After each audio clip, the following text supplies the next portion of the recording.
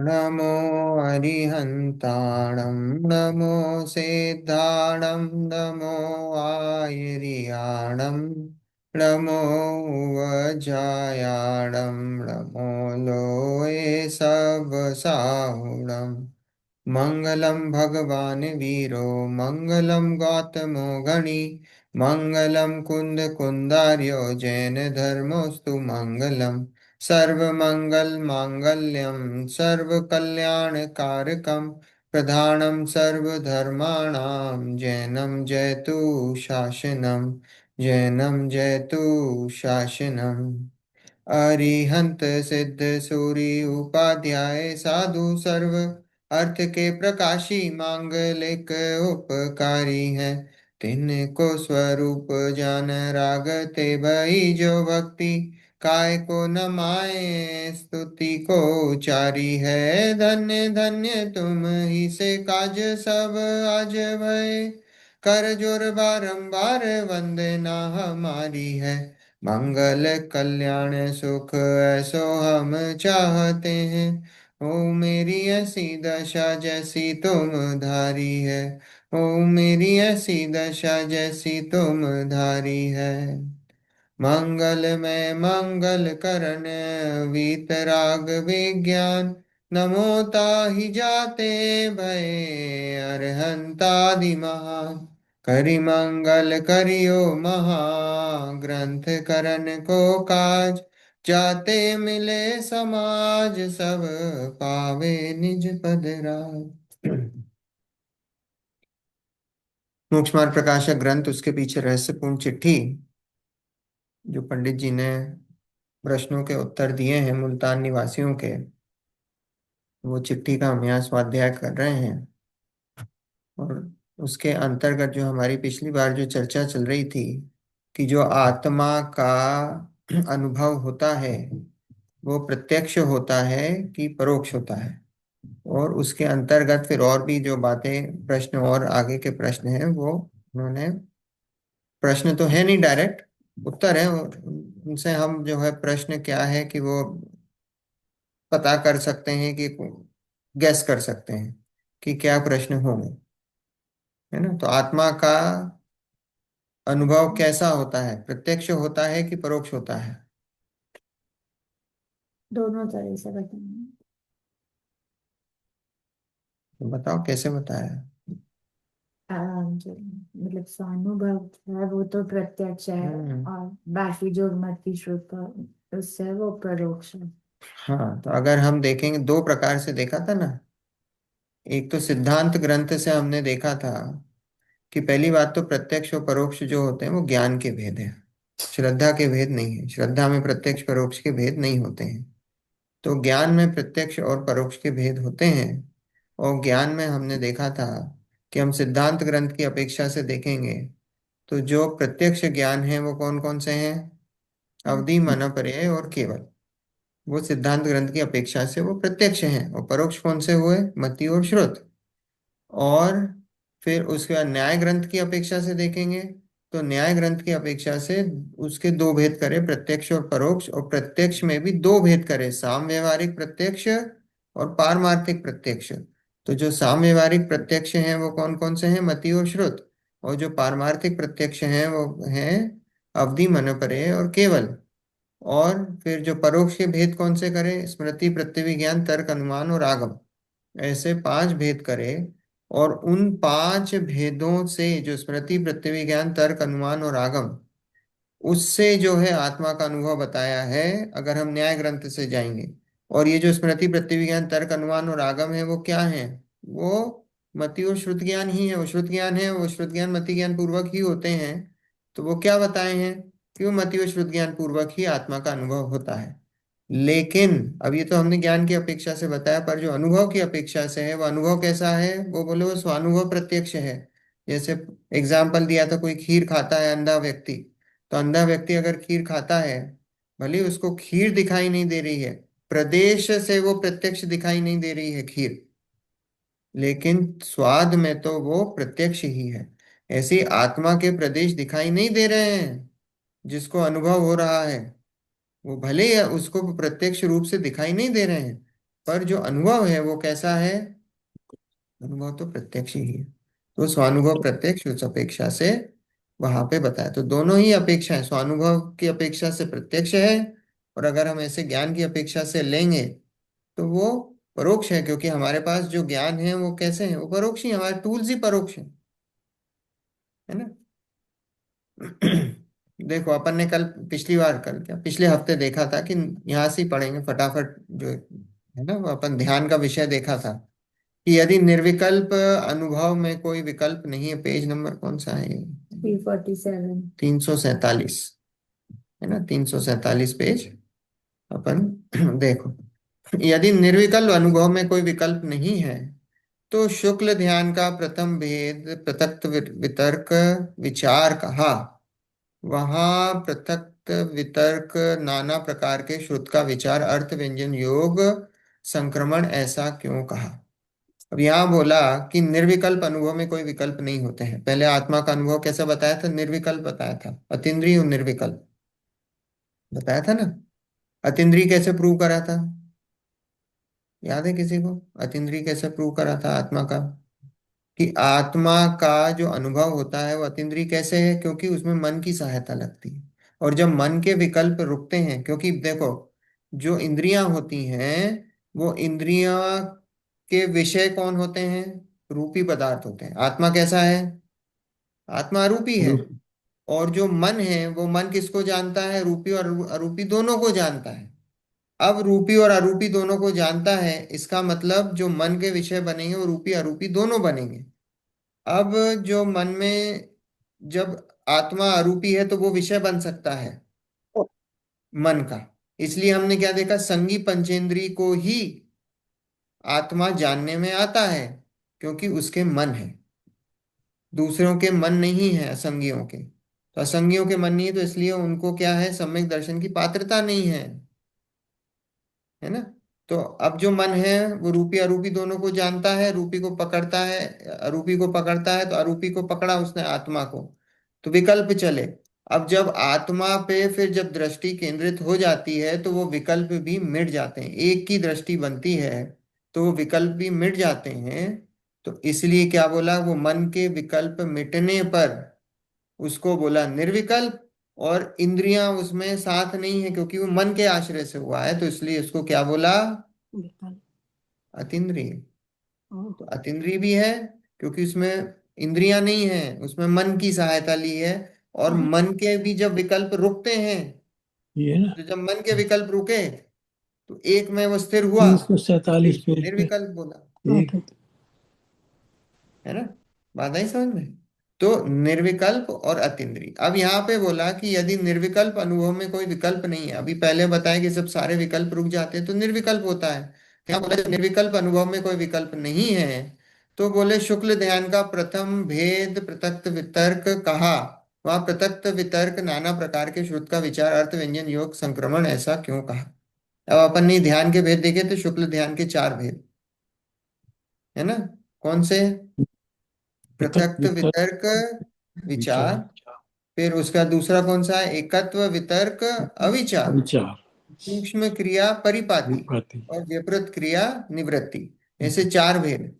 तो पहला कौन सा है? पृथक वितर्क विचार। विचार, है ना। तो पृथक मतलब अलग अलग, वितर्क पिछली बार पूछा था, वितर्क मतलब होता है श्रुत। श्रुत, श्रुत जो भगवान, जो वाणी है ना, द्रव्य श्रुत, जो वाणी है भगवान की, वो श्रुत। वितर्क और विचार मतलब भगवान की वाणी को आधार बनाकर अलग अलग तरह के विचार होते हैं। ये कौन से गुण स्थान में देखा था हमने? पृथक वितर्क शुक्ल ध्यान पहले कहाँ से कौन से गुण स्थान से शुरू होता है? आठवें से। आठवें शुक्ल। गुण स्थान से शुरू होता है। जब श्रेणी मानते हो, अपन ने गुण स्थान देखे थे ना। धर्म हम्म। ध्यान कहाँ से है? क्या? तो छठे से है। धर्म ध्यान छठे से। चौथे से सातवें तक, चौथे। है ना। आज्ञा विचय, अपाय विचय, विपाक विचय और संस्थान विचय, चार भेद देखे थे ना अपन धर्म ध्यान के। हम्म। चार प्रकार के भेद देखे थे ना। तो वो कहाँ से थे? वो चौथे गुण स्थान से है, धर्म ध्यान। और शुक्ल ध्यान कहाँ से है? वो आठवें। आठवें श्रेणी से है। उससे पहले शुक्ल ध्यान नहीं है। शुक्ल मतलब क्या है? श्रेणी वाले का। हाँ, श्रेणी वर्णों का है। शुक्ल मतलब सफेद, सफेद, हाँ। निर्मल। प्योर। हाँ, प्योर। शुक्ल मतलब वो। तो शुक्ल ध्यान कहाँ से है? आठवें गुण स्थान से है, श्रेणी से है। और ये जो प्रत्यक्त वितर्क, ये कहाँ से, ये कौन से गुण स्थान से कौन से गुण स्थान तक है? 8वें8 to 11। से 12। आठवें से 11वें तक। आठवें से 11वें तक प्रत्यक्त वितर्क, या अविचार। फिर उसके बाद क्या है? एकत्व वितर्क, अविचार। ये विचार है और वो अविचार है। पृथक वितर्क विचार और एकत्व वितर्क अविचार। एकत्व वितर्क अविचार कौन से गुण स्थान में है? 12 के अंक। 9वें में। 12वें के, 12वें गुण स्थान। फिर सूक्ष्म क्रिया परिपाती, 13। वो 13वां गुण स्थान। और व्यपृत क्रिया निवृत्ति, 14। वो 14वां गुण स्थान। अपन ने उसके भेद भेद देखे थे। पृथक वितर्क में क्या होता है कि भाई वो उसका उसका जो विचार है ना, वो विचार घूमते हैं। उसमें 3 संक्रांति बताई थी। इसमें ये जो संक्रांति लिखी ना, अर्थ व्यंजन योग संक्रांति, मतलब बदलना, परिणामों का बदलना। इसमें परिणामों का बदलना होता है। तो ये क्या बताए? तीन तीन उसके भेद बताए, अर्थ व्यंजन और योग। ठीक है। अर्थ व्यंजन और योग। अर्थ मतलब क्या होता है कि वो द्रव्य से, गुण से, पर्याय उसके उसमें झूलता रहता है। कभी द्रव्य के बारे में विचार करता है, कभी गुणों के बारे में विचार करता है, कभी पर्याय के बारे में विचार करता है। वैसा उसका वो विचार बदलते रहते हैं। तो वो अर्थ संक्रांति। व्यंजन संक्रांति, व्यंजन संक्रांति में शब्दों के माध्यम से भाव पकड़ता है। व्यंजन संक्रांति में शब्दों के माध्यम से भाव पकड़ता है। और योग संक्रांति में क्या होता है कि मन वचन काय योग होते हैं। और मन वचन काय में उसका फिर वो कभी उसके मन से, कभी वचन से, कभी काय से उसके परिणाम बदलते हैं। उसके निमित्त से, मन वचन काय के निमित्त से उसके परिणाम बदलते हैं। तो ऐसी संक्रांतियां चलती हैं। अर्थ संक्रांति, व्यंजन संक्रांति और योग संक्रांति। ठीक है। तो ये ऐसी 3, ये क्या बताया कि प्रत्यक्ष वितर्क में बोले कि अगर ये ऐसी संक्रांतियां चलती हैं, तो बोले आपने निर्विकल्प उनको कैसे बोला? क्वेश्चन आया समझ में? कि हमने बोला कि आठवें गुणस्थान, अपन ने तो आठवां गुणस्थान तो हो गया श्रेणी का, और अपन बोलते निर्विकल्प है उसमें तो जीव, क्योंकि शुद्धोपयोगी है ना, निर्विकल्प है। तो बोले यहाँ तो हम, आप बोल रहे हो वो निर्विकल्प है, पर वहां तो कौन सा चलता है? बोला प्रत्यक्ष वितर्क, विचार नाम का जो है शुक्ल ध्यान चलता है। वो बोले उसमें तो 3 संक्रांतियां चलती हैं, अर्थ व्यंजन योग संक्रांतियां चलती हैं। तो बोला आप किस अपेक्षा से बोल रहे हो कि वो निर्विकल्प है? ये क्वेश्चन था। तो अब देखो यहाँ क्या समाधान दिया था कि कथन 2 प्रकार का है, एक स्थूल रूप है और एक सूक्ष्म रूप है। कथन 2 प्रकार के बताए, कि एक स्थूल रूप कथन बताया और एक सूक्ष्म रूप कथन बताया।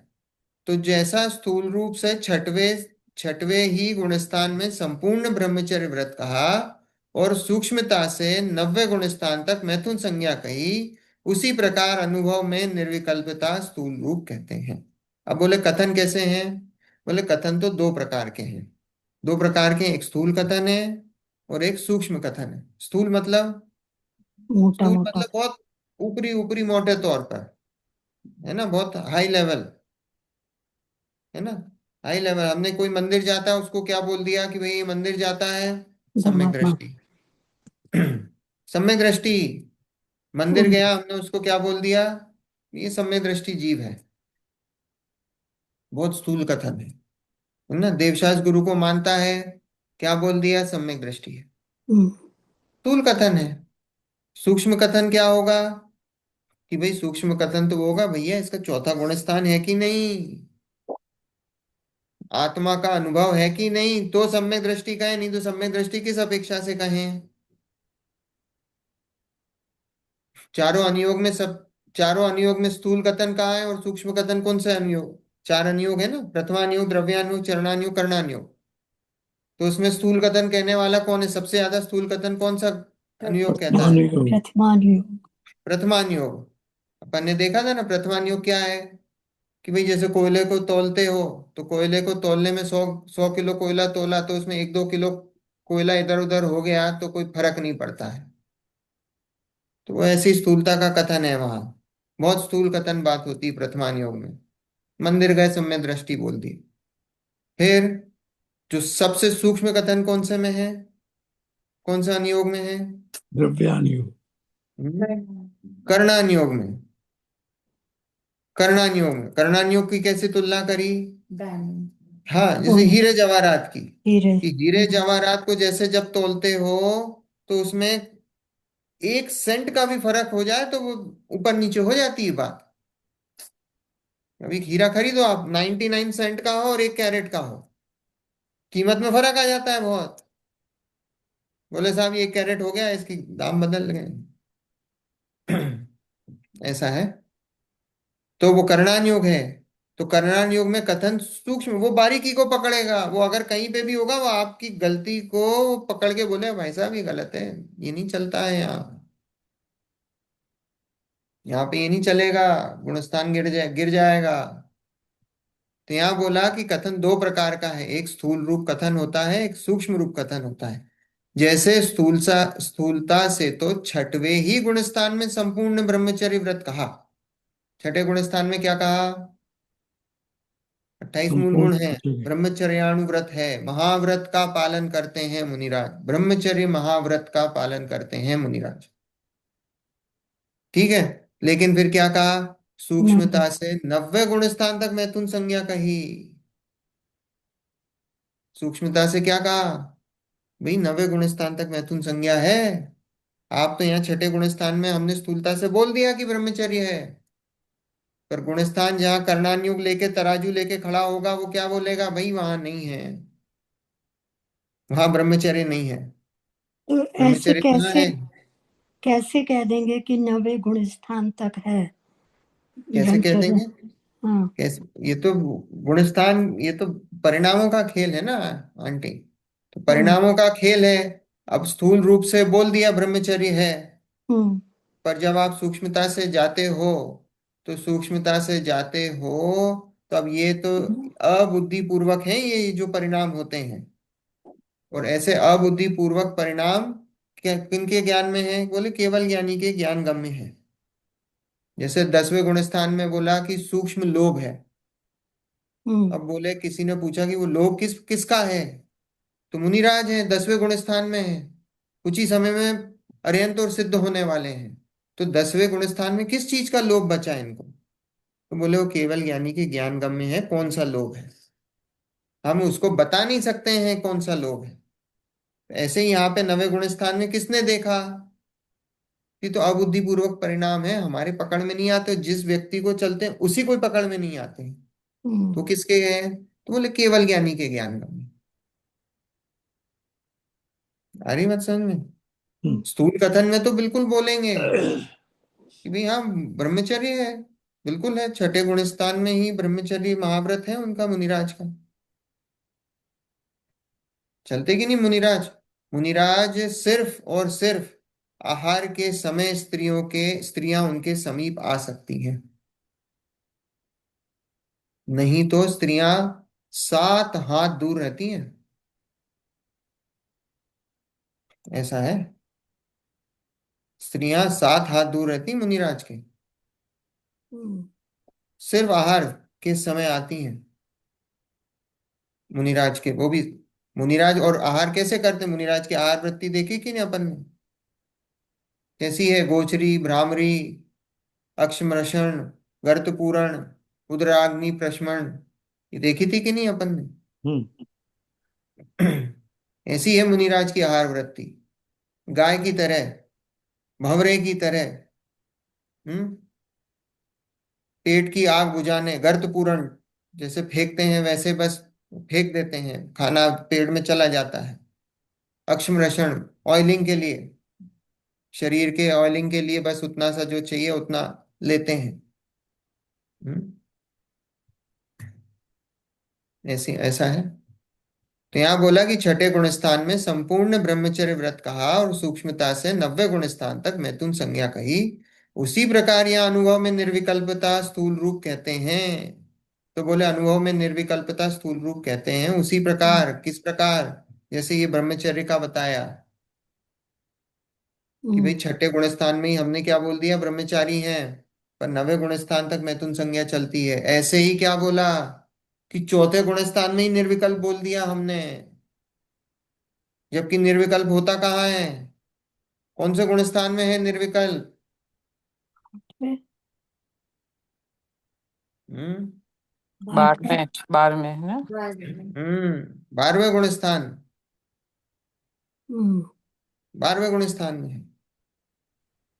वास्तव में अगर हम कौन सा कर्णान युग का धर्म कांटा लेके चलेंगे तो, कर्णान युग का धर्म कांटा लेके चलेंगे तो 12वां गुण स्थान, और स्थूल रूप से ले कथन कह के चलेंगे तो क्या है? बोले चौथे गुण स्थान में निर्विकल्प है। अलग अलग कांटा है, अलग अलग कांटों से देखोगे तो अलग अलग उत्तर आएगा। स्यादवाद है, अनेकांत है, बात कोई गलत नहीं है। किसी ने कहा चौथे गुण स्थान में, बिल्कुल अपेक्षा का कथन। किसी ने कहा 12वें में, वो भी अपेक्षा कर, वो भी कथन सही है, कोई दिक्कत नहीं। अलग अलग कांटा है। देखो, तथा सूक्ष्मता से पृथक वितर्क विचार आदि भेद व कषाय आदि 10वें गुण स्थान तक कहे हैं। 10वें गुण स्थान तक कहे हैं। विचार चलते हैं, कषाय चलती हैं। वह अपने जानने में व अन्य के जानने में आए ऐसे भाव का कथन स्थूल जानना, तथा जो आप भी ना जाने और केवली भगवान ही जाने ऐसे भाव का कथन सूक्ष्म जानना। स्थूल और सूक्ष्म बताया। भी सूक्ष्म अपन पकड़ नहीं सकते, वो खुद भी नहीं पकड़ सकता। हम्म। तो क्या बोला? वो केवली भगवान पकड़ते हैं।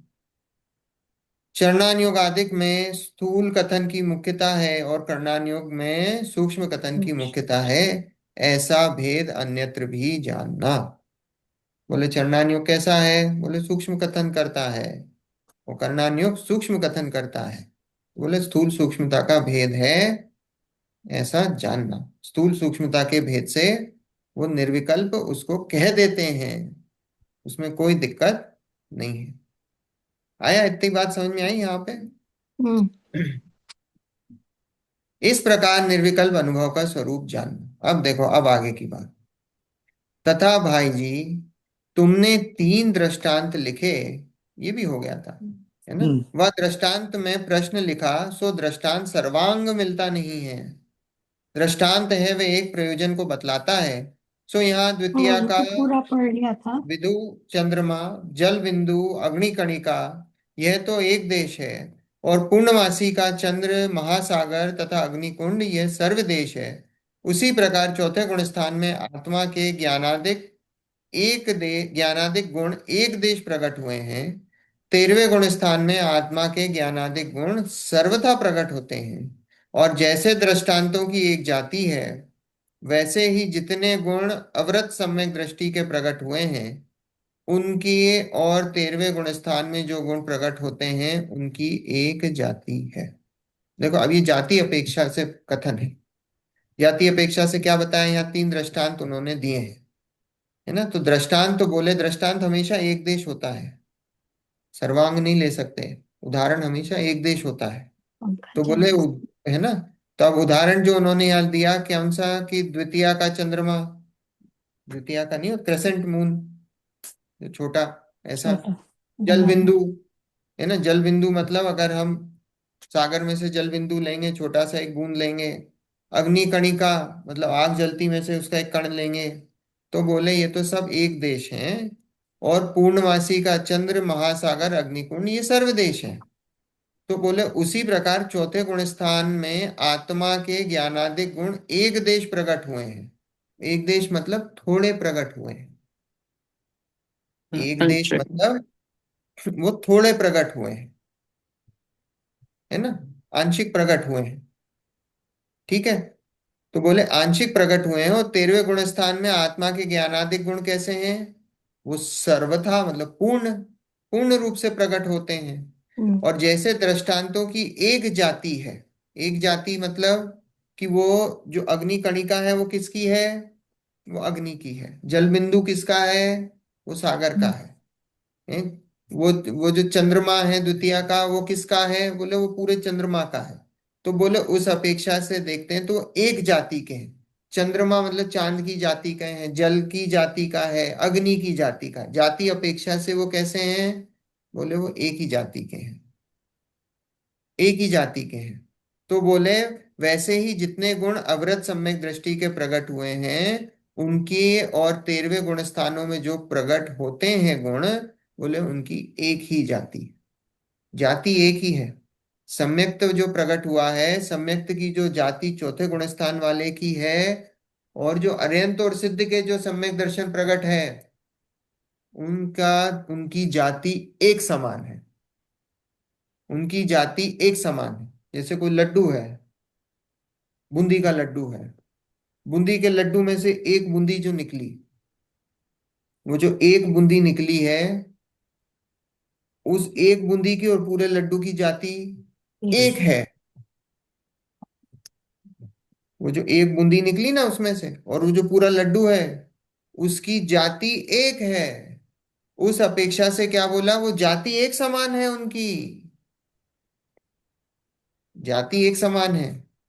जैसे बूंदी के लड्डू में से एक बूंदी निकली और उसमें वो उसका वो लड्डू का ही अंश है,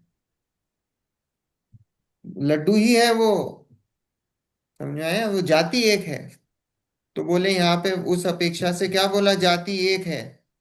लेकिन देखो अब यहां से पढ़ना है, लेकिन वहां तुमने प्रश्न लिखा कि एक जाति है, तो जिस प्रकार केवली सर्वज्ञेयों को प्रत्यक्ष जानते हैं, उसी प्रकार चौथे गुण स्थान वाला भी आत्मा को प्रत्यक्ष जानता होगा।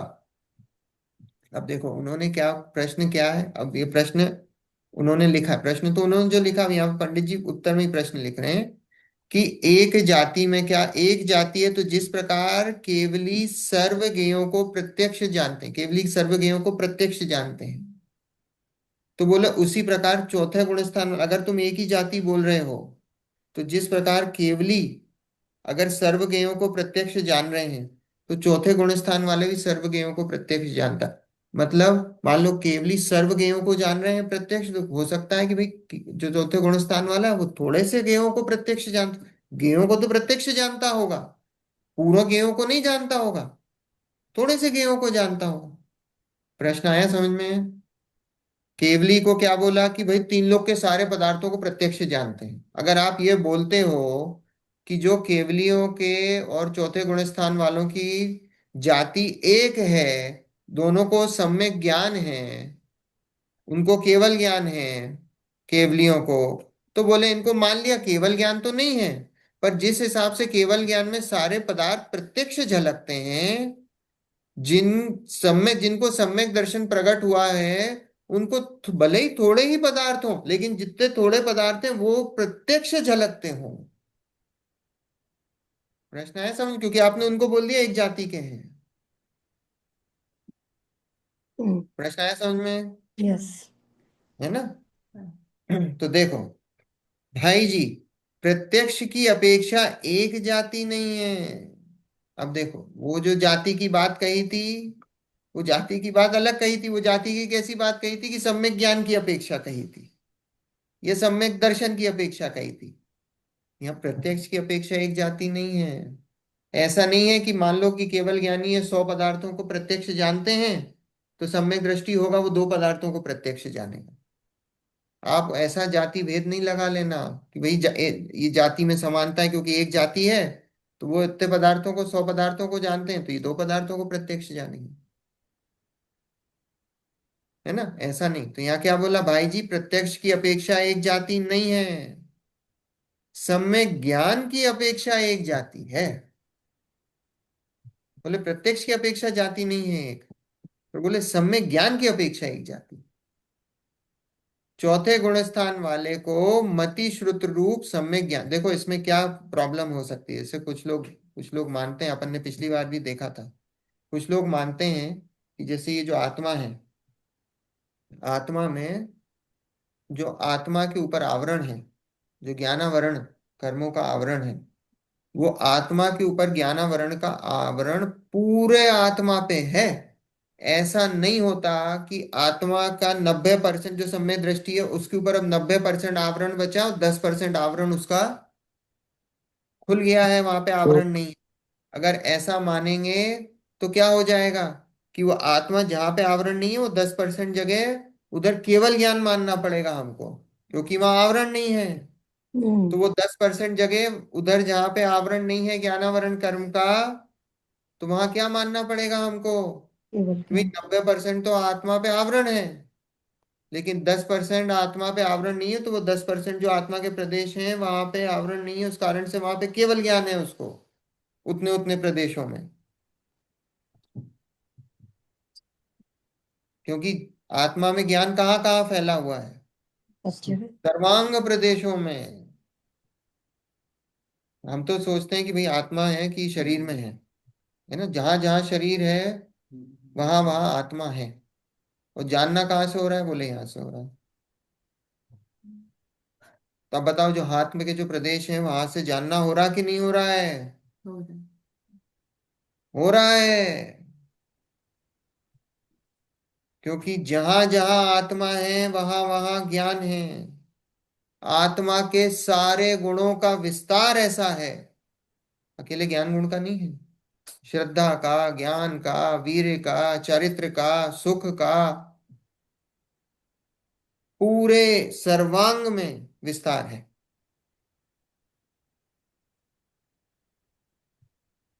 ठीक है। तो यहाँ पे क्या बोल रहे हैं कि भाई ये प्रत्यक्ष की अपेक्षा एक जाति नहीं है। ये अपन ने पिछली बार देखा था कैसा, कि मान लो पर्दे के पीछे से लाइट जल रही है, पर्दे के पीछे से लाइट जल रही है, तो वो लाइट पर्दे के पीछे से छन के आ रही है। तो आप ये बताओ कि वो जो लाइट छन के आ रही है, वो पूरे पर्दे में से आ रही है कि पर्दे के कुछ हिस्से में से आ रही है? पूरे। ये पर्दा लगा हुआ है और यहाँ लाइट का बल्ब लगा हुआ है। अब लाइट ये इधर से आ रही है, तो वो पूरे पर्दे में से आ रही है कि वो सिर्फ कुछ हिस्से में से आ रही है? पूरे पर्दे में। पूरे पर्दे में से आ रही है। मैंने यहाँ से लाइट लगाई है और वो पीछे पर्दा है, ये पर्दा है। तो बोले वो कहाँ से आ रही है? तो बोले वो पूरे पर्दे में से आ रही है। कोई ऐसा हिस्सा नहीं है कि जहां से लाइट नहीं आ रही है। तो ऐसे ही आत्मा का है। लेकिन ऐसा तो हो सकता है कि कहीं से जो पास में हिस्सा है तो वहां पे ज्यादा है, और अगर नहीं, कोई उसको आप उदाहरण को एक देख लो। अभी हमको क्या समझना है कि वो लाइट कहाँ से आ रही है, अभी उसकी इंटेंसिटी पे मत जाओ। उदाहरण कैसा है? उदाहरण हमेशा एक देश होता है। अगर आप फिर अभी इंटेंसिटी में जाओगे तो फिर वो इंटेंसिटी वाला उदाहरण पकड़ना पड़ेगा, कोई दूसरा, है ना। तो अभी अपने को क्या देखना है? लाइट कहाँ से आ रही है, तो लाइट पूरे पर्दे में से आ रही है। तो ऐसे ही आत्मा में से ज्ञान कहाँ से आ रहा है? तो बोले वो कारण। सर्वांग से आ रहा है, सर्वांग से होता है। और कोई ऐसी जगह नहीं है कि जहां से, कि ऐसा नहीं कि वो पर्दे में होल हो। ये पर्दा है, पूरा इंटैक्ट है, और उस पूरे पर्दे में से आ रही है ना। होल मान लेंगे तो फिर वहां से हमको केवल ज्ञान मानना पड़ेगा उस जगह। तो यहाँ पे यही यहाँ पे बता रहे हैं पंडित जी, क्या बता रहे हैं कि भाई जी, प्रत्यक्ष की अपेक्षा एक जाति नहीं है, सम्यक ज्ञान की अपेक्षा एक जाति। प्रत्यक्ष की अपेक्षा से एक जाति नहीं मानना है, सम्यक ज्ञान की अपेक्षा से मानना है। चौथे गुण स्थान वाले को मति श्रुत रूप सम्यक ज्ञान है, और 13वें गुण स्थान वाले को केवल रूप सम्यक ज्ञान है। दोनों को सम्यक ज्ञान है, उस अपेक्षा से एक जाति है। लेकिन चौथे गुण स्थान वाले को क्या बोला? छदमस्त को चौथे से 12वें गुण स्थान वाले को क्या बोला है? भाई मति श्रुत ज्ञान रूप, उसको पास सम्यक ज्ञान है। और 13वें गुण स्थान वाले को क्या बोला? कि भाई इसको केवल। केवल ज्ञान रूप सम्यक ज्ञान है। तो सम्यक ज्ञान की जाति एक है, उसमें मति श्रुत और केवल। वहां जाति कौन सी एक लगाना? सम्यक ज्ञान। केवल ज्ञान वाली जाति नहीं लगाना है। केवल ज्ञान वाली जाति तो वो केवल ज्ञान वाली जाति नहीं है, या सम्यक ज्ञान वाली जाति है। बात आई समझ में? हम्म। हम्म। सिंह जी। सामूहिक ज्ञान आप ऐसे मान सकते हैं कि उसमें कुछ आवरण है, क्योंकि वो केवल नहीं हो पाया। देखो सम्यक ज्ञान क्या है? सम्यक ज्ञान मतलब आत्मा का सच्चा ज्ञान, और वो सम्यक दर्शन के साथ सम्यक ज्ञान प्रकट होता है। तो जब तक सम्यक दर्शन टिका है, उसके साथ जो कुछ भी चलता है उसका नाम समय क्या सम्यक ज्ञान है। और वो सम्यक ज्ञान जब तक सम्यक दर्शन है, अब वो सम्यक दर्शन कब तक है, तो बोले वो चौथे गुण स्थान से ऊपर सिद्ध तक को सम्यक दर्शन है। चौथे गुण स्थान से ऊपर जितनी भी जीव राशि है, उस गुण स्थान से ऊपर जितनी भी जीव राशि है, उन सबको सम्यक दर्शन है। ठीक है। तो उस अपेक्षा से सभी को सम्यक ज्ञान है। केवल ज्ञान हमने किस अपेक्षा से कथन होता है? केवल ज्ञान, आपकी जो क्वेश्चन था ना, वो इंटेंसिटी का जो क्वेश्चन था, वो उस अपेक्षा से है। केवल ज्ञान क्या है कि भाई वो जो आवरण है, वो धीरे धीरे आवरण जब आगे के गुणस्थान में, या आगे के गुणस्थान भी छोड़ो, जब वो कर्मों का आवरण कम होता जाता है तो पर्दा कैसा है कि वो पर्दा वो धीरे धीरे हटने लग जाता है। उसके उसमें से जो पर्दे पर्दे का आवरण था वो धीरे धीरे कम होने लग, पतला होने जाता है, पतला होते जा, कोई मोटा मान लो पर्दा है और कोई पतला पर्दा है। पतले पर्दे में से लाइट ज्यादा छन के आएगी, तो वो धीरे धीरे धीरे धीरे पतला होते होते वो आगे वो पर्दा ही हट जाता है। हम्म, तो वो जो इंटेंसिटी है वो केवल ज्ञान है। ठीक है। वो इंटेंसिटी केवल ज्ञान, तो इसलिए वो इंटेंसिटी से हमको वो उधर वो इंटेंसिटी वाला फैक्टर नहीं लेना है। सम्यक ज्ञान तो ये बोला कि जो सम्यक दर्शन के साथ जो कुछ भी ज्ञान है, जिसने अपनी आत्मा का अनुभव कर लिया है, जिसने अपनी आत्मा को जान लिया है, तो उस अपेक्षा से उसको सम्यक ज्ञान बोला जाता है। उस अपेक्षा से वो जाति एक सी है। भगवान को जो ज्ञान है और जो सम्यक दृष्टि को जो ज्ञान है, उन सभी को सम्यक ज्ञान बोला जाता है। भगवान का ज्ञान भी सम्यक ज्ञान है। भगवान का ज्ञान भी सम्यक ज्ञान है। सम्यक मतलब क्या? सच्चा ज्ञान। सम्यक क्या है? सम्यक मतलब सच्चा ज्ञान। जो सच्चा ज्ञान है वो सम्यक ज्ञान है। तो भगवान भी सच्चा ही जानते हैं, और सम्यक दृष्टि जीव भी सच्चा जानता है। किस किस अपेक्षा से? कि वह वस्तु स्वरूप के बारे में सम्यक दृष्टि छद्मस, तो भले ही वो सांप को रस्सी, रस्सी को सांप जान ले, उसमें कोई दिक्कत नहीं है, पर जो प्रयोजन भूत तत्व हैं, उन प्रयोजन भूत तत्वों के बारे में, मोक्ष मार्ग के बारे में उसको सच्चा ज्ञान, उस अपेक्षा से सम्यक ज्ञान बोला जाता है। ठीक है। उस अपेक्षा से एक ही जाति। ठीक है, आई बात समझ? तो देखो, तथा एक देश सर्वदेश का अंतर तो इतना ही है कि मति श्रुत ज्ञान वाला अमूर्तिक वस्तु को अप्रत्यक्ष और मूर्तिक वस्तुओं को भी प्रत्यक्ष व अप्रत्यक्ष किंचित अनुक्रम से जानता है, तथा सर्वथा सर्व वस्तु को केवल ज्ञान युगपत जानता है, वह परोक्ष जानता है, यह प्रत्यक्ष जानता है, इतना ही विशेष है। अब इन्होंने भेद बता दिया। क्या भेद बता दिया? तथा एक देश सर्वदेश का अंतर तो इतना ही है कि मति श्रुत ज्ञान वाला अमूर्तिक वस्तु को अप्रत्यक्ष और मूर्तिक वस्तुओं को भी प्रत्यक्ष व अप्रत्यक्ष। तो बोले कैसा है? बोले ये जो सम्यक ज्ञान है वो कैसा है? तो बोले सम्यक ज्ञान वस्तुओं को या तो एक देश जानता है, मति श्रुत ज्ञान कैसा है? वस्तु को एक देश थोड़ा सा जानता है। और जो केवल ज्ञान है वो सर्वदेश, सबको, सब वस्तुओं को जानता है। और बोले मति श्रुत ज्ञान वाला कैसा है? बोले अमूर्तिक वस्तुओं को अप्रत्यक्ष। अमूर्तिक वस्तुओं को कैसे जानता है? हम कैसे जानते हैं अमूर्तिक वस्तु को? अप्रत्यक्ष जानते हैं, आगम के। अप्रत्यक्ष जानते हैं ना, आगम के आधार पर जानते हैं।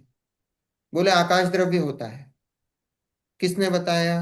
देखा तो है नहीं, तो किसने बताया? बोले आगम ने बताया है। तो आगम के आधार पर जानते हैं। तो आगम के आधार पर जानते हैं, तो यहाँ लिखा है कि क्या अमूर्तिक वस्तु को अप्रत्यक्ष, अप्रत्यक्ष मतलब आगम के आधार पर, प्रत्यक्ष नहीं, आगम के आधार पर जानते हैं। तो बोले अप्रत्यक्ष और मूर्तिक वस्तुओं को भी प्रत्यक्ष व अप्रत्यक्ष। और मूर्तिक वस्तुओं को कैसे जानते हैं? कि भाई मूर्तिक वस्तुओं को कभी हम आगम के आधार पर भी जानते हैं और कभी प्रत्यक्ष सामने से देखकर भी जानते हैं। मान लो हम कभी घूमने नहीं गए हो पेरिस में, एफिल टावर, यहाँ पुस्तक में लिखा है कि भाई पेरिस में ईफिल टावर होता है, देखा नहीं है, फिर जाना कि नहीं जाना? जाना, अप्रत्यक्ष रूप से जाना, पुस्तक के आधार पर जाना।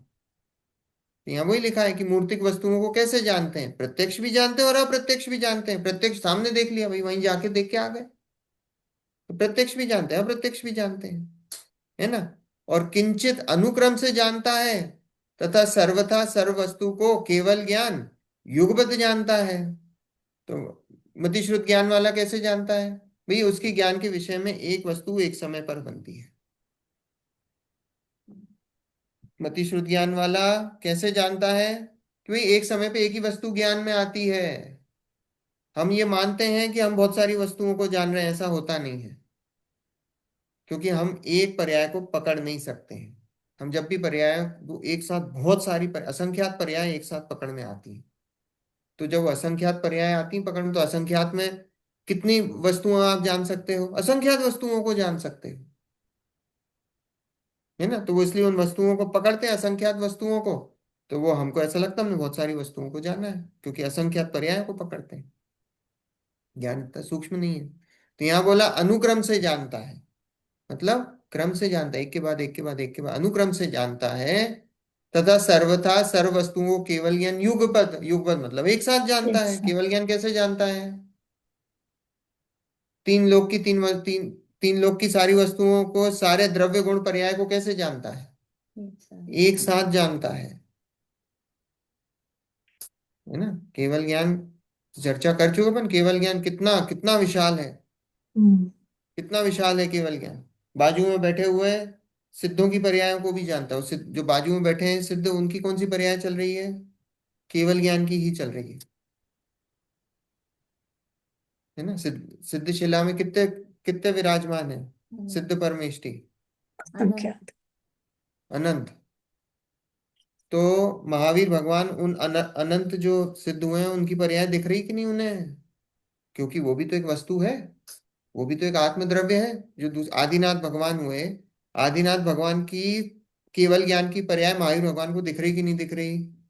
दोनों को दिख रही आपको, प्रेजेंट पास्ट एंड फ्यूचर। और फ्यूचर में कितनी पर्याय हैं केवल ज्ञान की, अनंत। अनंत अनंत।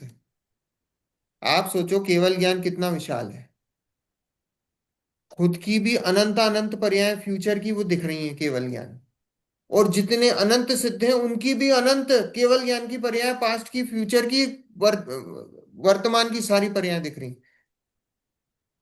फ्यूचर की पर्याय तो सबकी सेम है। सेम होंगी पर दिख रही है अलग अलग। पर्याय सेम है पर है तो अलग। आज सेम रही है, पानी की बूंद है, चालू करी आपने नल में से, नल की टोंटी में से पानी की बूंद गिर रही है, तो वो बूंद बिल्कुल एक समान गिर रही है, पर हर एक बूंद अलग है। ऐसी एक एक पर्याय अलग है। अगर एक एक अगर वो पर्याय उन्हें अलग नहीं दिखेगी तो फिर जानेंगे कैसे कि पर्याय है ये अलग है। उसकी पर्याय की उसकी पर्याय की उस पर्याय का काल कितना है, वो एक समय का, वो जानेंगे कैसे। वो केवल ज्ञान की पर्याय का काल भी एक समय का है। हम्म। तो एक समय में अनंत केवल ज्ञान की पर्याय दिख रही हैं, अनंत। वो वो ज्ञान कितना विशाल है, हम अपने ज्ञान को कम कम आंकते हैं ना। आप सोचो इस ज्ञान की कैपेसिटी कितनी है, कितनी है। तो आप सोचो वो केवल ज्ञान लोक के सारे पदार्थों को जान, इसका मतलब वो अनंत ऐसे लोक भी आ जाए ना, अनंत, तो भी केवल ज्ञान की मर्यादा इतनी है कि उन सबको जान ले। उतनी ताकत है उसकी केवल ज्ञान की कि ये जो लोक है उस जैसे अनंत लोक आ जाए। ये लोक है उसमें लोका लोकाकाश तो है, या लोकाकाश भी दिख रहा है उनको, ऐसे अनंत लोकाकाश अलोकाकाश आ जाए तो भी वो केवल ज्ञान का सामर्थ्य है कि उसको जान ले। इतना सामर्थ्य है केवल ज्ञान। देखो कि प्रत्यक्ष उतना ही विशेष है, और सर्व प्रकार एक ही जाति कहें तो जिस प्रकार केवली युगपद प्रत्यक्ष अप्रयोजन रूप ज्ञेय को निर्विकल्प रूप से जानते हैं, उसी प्रकार ये भी जाने ऐसा तो है नहीं, इसलिए प्रत्यक्ष परोक्ष का विशेष जानना। अब यहाँ क्या बोला कि जो केवली हैं वो क्या है, देखो यहाँ क्या बोला कि और सर्व प्रकार एक ही जाति कहे। यहाँ जितने भी सर्व प्रकार से वो इस सम्यक ज्ञान की एक ही जाति बताई है, और भी प्रकार से सम्यक दर्शन की भी एक जाति बताई है, चारित्र की भी एक ही जाति बताई है। सी बोले और सर्व प्रकार, और ज्ञान में और भी जितने भी भेद हो उससे एक ही जाति बताई है। तो बोले सर्व प्रकार एक ही जाति कहें, तो जिस प्रकार केवली युगपत प्रत्यक्ष अप्रयोजन रूप ज्ञेय को निर्विकल्प रूप जानते हैं। केवली कैसे जानते हैं सर्व ज्ञेयों को? विकल्प। कोई प्रयोजन नहीं है, जानने का कोई विकल्प है क्या हाँ, केवलियों को? नहीं। नहीं है, जानने का कोई विकल्प नहीं है। वो प्रत्यक्ष जानते हैं बिना प्रयोजन से। तो बोले अप्रयोजन रूप ज्ञेय को निर्विकल्प रूप जानते हैं, उसी प्रकार यह भी जाने ऐसा तो नहीं है नहीं, इसलिए प्रत्यक्ष परोक्ष का विशेष जानना। तो बोले केवली तो निर्विकल्प रूप से जानते हैं सर्वज्ञों को, पर बोले ये जो छदमस्त है, जो चौथे गुण स्थान वाला है, तो बोले चौथे गुण स्थान वाला जरूरी नहीं है कि वो बिना विकल्प से ज्ञेयों को जाने। उसको विकल्प भी हो सकता है। चौथे गुण स्थान वाले को कैसा होता है? हम्म, केवली में देखो इसमें अंतर क्या है। केवली सभी ज्ञेयों को कैसे जानते हैं? निर्विकल्प। निर्विकल्प रूप से जानते हैं। पर चौथे गुण स्थान वाला छद्मस्ती है, तो वो कैसे जानेगा? कुछ भी तो बोले जब वो विकल्प। उसकी जब शुद्ध परिणति चलती ना, जब वो मान लो कि निर्विकल्प अवस्था में नहीं है, तो वो कैसे जानता है? भाई विकल्प करके ही तो जानता है। और निर्विकल्प होने के लिए भी पहले विकल्पात्मक से निर्विकल्प होता है। हम्म। तो बोले ऐसा तो नहीं है, इसलिए बोले प्रत्यक्ष परोक्ष का विशेष जानना।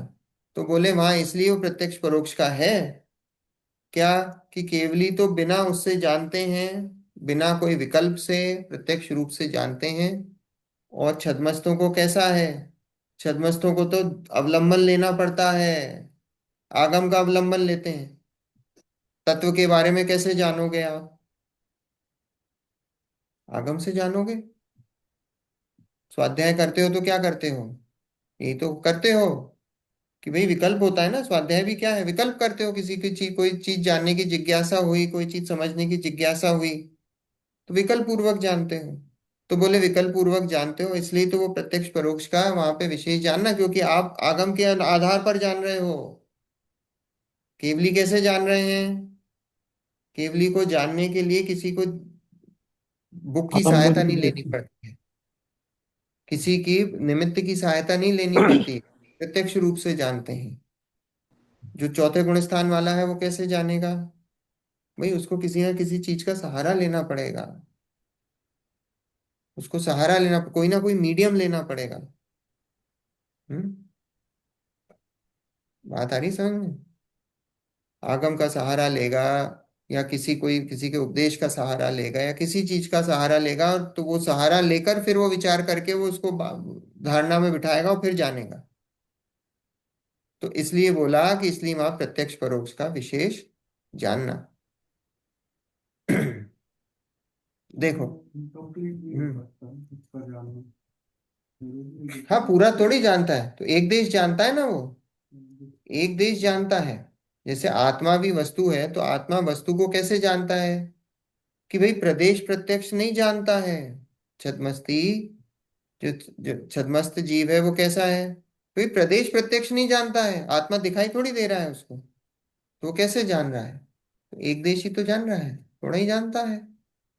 जितनी उसकी कैपेसिटी है उतना जानता है, पूर्ण रूप से नहीं जानता है। पूर्ण रूप से तो केवल ज्ञानी ही जानते हैं, गुण थोड़ी दिखाई दे रहे हैं। सच्चा ज्ञान बोलो बोलो। सच्चा ज्ञान जितना जानता है वो सच्चा है। वो जानता है वो सच्चा है, पर पूरा नहीं दिखाई दे रहा है। मान लो कि आपने मान लो खीर खाई, है ना? तो खीर में क्या है कि आपको ये तो पता लग गया खीर है, पर अभी ये नहीं पता पड़ा कि खीर में इंग्रेडिएंट्स कौन से थे। खीर जानने में आ गई, तो उस अपेक्षा से तो बोला आपने कि भाई मुझे खीर पता है।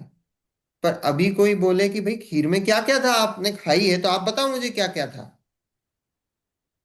तो आप बोले वो नहीं बता सकता मैं।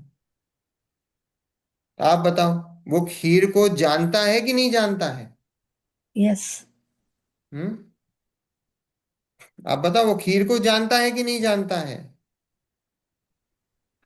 तो बोले जानता भी है और नहीं भी जानता है, अलग अलग अपेक्षा है। तो जानता है, अंदर से नहीं जानता उसका। स्वाद अपेक्षा से तो जानता है। हम्म। अगर उसको वापस से कोई दूसरी बार खीर खिलाएगा तो वो समझ जाएगा, हाँ भाई ये खीर है। लेकिन अगर उससे ये पूछ लिया जाए, भाई तू खीर जानता है तो ये बता उसमें क्या क्या डलता है, ये बता दे, तो बोले वो मुझे नहीं पता क्या क्या डलता है। ऐसी आत्मा से ये, आत्मा के बारे में ये बताया कि भाई आत्मा में गुण कितने हैं। बोले हाँ ये मेरे को समझ में आ गया कि ये आत्मा है। अब उसने बोला आत्मा, बोले ये नहीं बता सकता कि आत्मा में कौन कौन से गुण है, वो नहीं बता सकता मैं। आत्मा का आकार क्या है, बोले वो नहीं बता सकता मैं। बात आ रही समझ में? तो अलग अलग अपेक्षाएं, जानता भी है और नहीं भी जानता है। स्वाद अपेक्षा से जान रहा है, अनुभव अपेक्षा से जान रहा है। प्रदेश अपेक्षा से पूछे, गुण भेद अपेक्षा से पूछे तो नहीं जान रहा है। बात आई समझ में? इसलिए थोड़ा कंफ्यूजिंग लग सकता है। फिर मयूर जी वही बात होगी कि ये तो एग्जाम्पल ही है खीर के बारे में, क्योंकि हमें ज्यादातर सबको पता होता है क्या इंग्रेडिएंट है, तो ऐसा लगता है कि इजीली पता होगा ये भी कि आत्मा में क्या है, गुण भी पता है नहीं, वो उसका। तो हमको खीर पता है। अभी हाँ। कोई गोरे को मैं ये एग्जाम्पल दूं, आप बताओ, खीर खिला दूं उसको, हम्म। अब उसको पता ही नहीं क्या क्या डलता राइट। है। अभी खीर का तो मैंने इसलिए कि अपने को हाँ, समझ फटाफट गई रिलेट मैं। हो जाता है। अभी मैं कोई और दूसरा दूं, आप बता दो, वो दे देता हूँ जो आपको नहीं पता हो, स्वाद आपने चावल, करा हो। चावल चीनी दूध। है। नहीं मतलब चावल चीनी दूध। वो तो हमें तो पता है, वो कह रहे हैं किसी और को नहीं पता हो सकता। अब मान लीजिए हम सोचें कि चलो आम की एग्जाम्पल ले लेते हैं, हमें आम का टेस्ट पता है पर हमें ये पता नहीं अंदर किस चीज से बना है ये। मान लो कोई नई मिठाई बनी, आप कहीं रेस्टोरेंट में गए, रेस्टोरेंट में गए, शादी में गए, आजकल शादियों में आप इंडिया में जाओगे तरह तरह की मिठाइयाँ बनती हैं, आपने देखी नहीं होंगी। ऐसी ऐसी मिठाइयाँ शादियों में, क्या वैसे ही आप कहीं पे चले जाओ, खूब फूड इनोवेशन है हाँ। इंडिया में, है ना। तो वो कोई ऐसी चीज खिलाई, अब आपको स्वाद तो पता लग गया कि हाँ भाई स्वाद जोरदार है, ये इस चीज का नाम ये है। लेकिन दूसरी बार गए, इसने हाँ हाँ, ये खाया, ये मुझे पता है क्या। अब उसने पूछा साहब ये इसमें डलता क्या, बोले ये नहीं पता मुझे क्या क्या है, वो मुझे नहीं पता बनती कैसे है, क्या क्या डला है इसमें, वो मुझे नहीं पता। मुझे तो ये पता है कि ये चीज है, और मुझे आइडिया हस्बैंड की नहीं है वही किसका। पता पर मयूर जी क्या? मेरा कहना ये है कि वो पता किया जा सकता है ना इस एग्जाम्पल में। अगर कोई, मेरे को समझ में नहीं आ रहा है कैसे उसको वर्बलाइज करूं। आगम से आप पता कर सकते हो, लेकिन आगम की भी लिमिटेशन है। आत्मा में अनंत गुण है। अब हम्म। अनंत गुण आपके ज्ञान की क्षमता नहीं है कि आप उन अनंत गुण के बारे में, आप पहली बात तो आपको याद भी नहीं होंगे, अनंत क्या, आपको 100 200 गुण भी याद नहीं होंगे, है वर्बलाइज नहीं कर सकते ना। उसको। तो अब अनंत गुण है, तो हम्म। अनंत गुण है, अनंत गुण के अलग अलग सब गुण अपना अपना कार्य कर रहे हैं। तो वो उसकी लिमिटेशन है, वो हमको दिखाई नहीं देते हैं। हम्म। है वो कहाँ कहाँ पे कैसे कैसे आत्मा का विस्तार है, कैसा क्या है, हर समय जो उसका विस्तार संकोच विस्तार जो जिस हिसाब से चल रहा है, वो हमको दिखाई नहीं दे रहा है। तो वो उस अपेक्षा से तो प्रत्यक्ष नहीं है, प्रदेश अपेक्षा से प्रत्यक्ष हमको दिखाई नहीं दे रहा, गुण अपेक्षा से हम पता नहीं कर पा रहे, पर अनुभव अपेक्षा से प्रत्यक्ष है, स्वानुभव अपेक्षा से प्रत्यक्ष है। इतना कहना है ना। अब वो तो एग्जाम्पल, आप एग्जाम्पल एक देश हो, एग्जाम्पल को सम एग्जाम्पल से सिद्धांत को पकड़ो। एग्जाम्पल में नहीं अटकना है कि साहब खीर है, खीर में तो हमें पता है। एग्जाम्पल से जो सिद्धांत है, उस सिद्धांत को पकड़ो, है ना। देखो, उक्त च अष्ट सहस्री मध्य, मतलब अष्ट सहस्री नाम का न्याय का ग्रंथ है, उसमें ये बात आई है। स्याद्वाद केवल ज्ञाने सर्व तत्व प्रकाशने, भेद साक्षाद साक्षाच्च हावस्तत्व मम भवेत। हावस्तत्व तत्वन्यत मम भवेत। तो क्या बोला, स्यादवाद केवल ज्ञाने सर्व तत्व प्रकाशने। स्यादवाद अर्थात श्रुत ज्ञान और केवल ज्ञान, ये दोनों सर्व तत्वों का प्रकाशन करने वाला है, सर्व तत्व प्रकाशने। देखो स्यादवाद, स्यादवाद क्या है? अनेकांतवाद। स्यादवाद क्या है? अनेकांतवाद। अनेकांतवाद को जब हम बोलते हैं, जो बोला जाता है वो स्यादवाद शैली कहलाती है। तो जो स्यादवाद है, तो बोले वो कैसा है? वो श्रुत ज्ञान है, श्रुत ज्ञान का अंश है, श्रुत ज्ञान है। देखो हमारे पास मति और श्रुत ज्ञान है, और उसकी एक विशेषता है। क्या विशेषता है? कि इसमें हम मुख्य और गौण कर सकते हैं। ये हमारे पास एक ऐसा टूल है कि हम क्या कर सकते हैं, कि हम किसी चीज को मुख्य कर सकते हैं, किसी चीज को गौण कर सकते हैं। हम्म, ये हमारे पास ऐसी पावर है। आ रही बात समझ में? ये श्रुत ज्ञान की ऐसी पावर है कि स्याद्वाद के बल से हम किसी को मुख्य, किसी को गौण, हमको कभी पर्याय को मुख्य करना होता है तो द्रव्य को गौण कर देते हैं, कभी द्रव्य को मुख्य करना होता है पर्याय को गौण कर देते हैं। हम्म दैनिक जीवन में भी कभी किसी की बात करेंगे तो किसी को ऊंचा बोलेंगे, किसी को ठीक ना बोलेंगे, तो क्या क्या है, वो भी पर्सपेक्टिव है। भी हमने किसी को कहीं पे कुछ चीज मुख्य करके बोली, कहीं पे किसी चीज को गौण करके बोली, है ना? तो सब मुख्य गौण की ऐसी ताकत है स्यादवाद में। तो ये क्या है? ये श्रुत ज्ञान की हमारी पावर है। तो बोले स्यादवाद अर्थात श्रुत ज्ञान और केवल ज्ञान, ये दोनों सर्व तत्व का प्रकाशन करने वाले हैं। अब सर्व तत्व का स्यादवाद क्या करता है, श्रुत ज्ञान क्या करता है? श्रुत ज्ञान है, वो श्रुत ज्ञान सभी तत्वों को जानता है, सभी वस्तुओं को जानता है। श्रुत ज्ञान क्या है? श्रुत ज्ञान सभी वस्तुओं को जानता है, केवल ज्ञान सभी वस्तुओं को जानता है। लेकिन श्रुत ज्ञान सभी वस्तुओं की सर्व पर्यायों को नहीं जानता है, और केवल ज्ञान सभी वस्तुओं की सर्व पर्यायों को जानता है। ये डिफरेंस है। बता रही समझ में? अपन कर चुके हैं ये, कि श्रुत ज्ञान का क्या है? श्रुत ज्ञान सभी वस्तुओं को जानता है लेकिन उनकी सर्व पर्यायों को नहीं जानता है, और केवल ज्ञान सर्व वस्तुओं को जानता है और उनकी सर्व पर्यायों को भी जानता है। ये डिफरेंस है।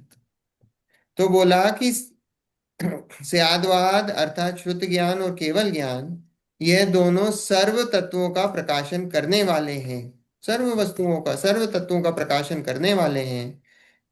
विशेष इतना ही है कि केवल ज्ञान प्रत्यक्ष है, श्रुत ज्ञान परोक्ष है, परंतु वस्तु है सो और नहीं है। क्या? कि केवल ज्ञान कैसा जानता है? वो प्रत्यक्ष जानता है। और श्रुत ज्ञान क्या है? वो परोक्ष रूप से जानता है, परंतु वस्तु तो वस्तु ही है, वस्तु कोई और नहीं है। केवल ज्ञान से उस वस्तु को जानो या श्रुत ज्ञान से वस्तु को जानो, क्या वस्तु बदल जाएगी?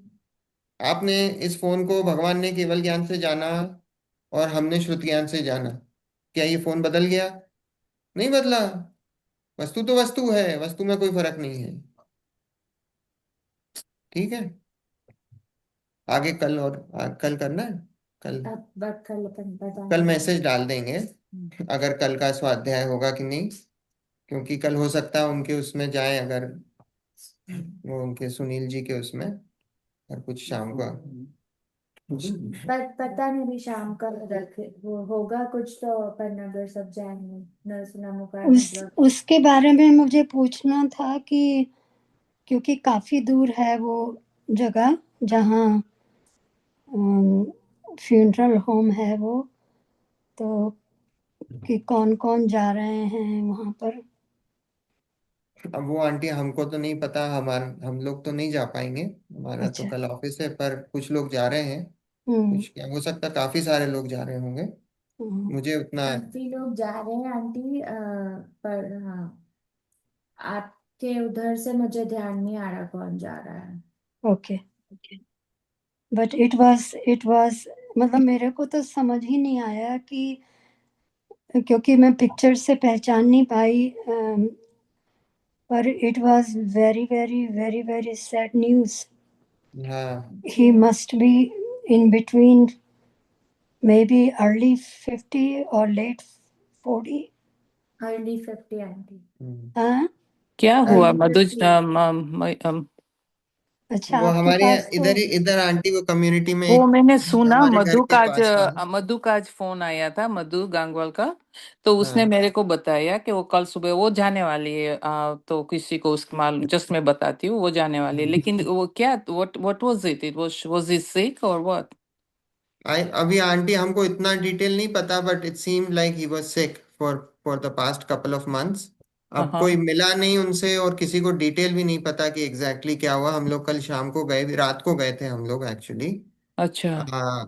तो पर बाकी तो उतना कोई हमको डिटेल नहीं पता। और फिर अगर कल शाम को, अगर इसलिए हमने अभी कंफर्म नहीं करा स्वाध्याय, अगर कल उनके यहाँ कुछ शाम को भक्ति वगैरह कुछ हुई या कुछ ये सही बात, या जो भी, बरोबर। अगर कुछ, हाँ, कुछ हम्म। भावना या कुछ भजन वगैरह हुए आप तो भक्ति चले प्रोग्राम, जाएंगे। हाँ प्रार्थना अगर, हाँ कुछ हुआ तो चले जाएंगे, नहीं तो फिर अपना स्वाध्याय रखेंगे, कुछ नहीं बरोबर होगा।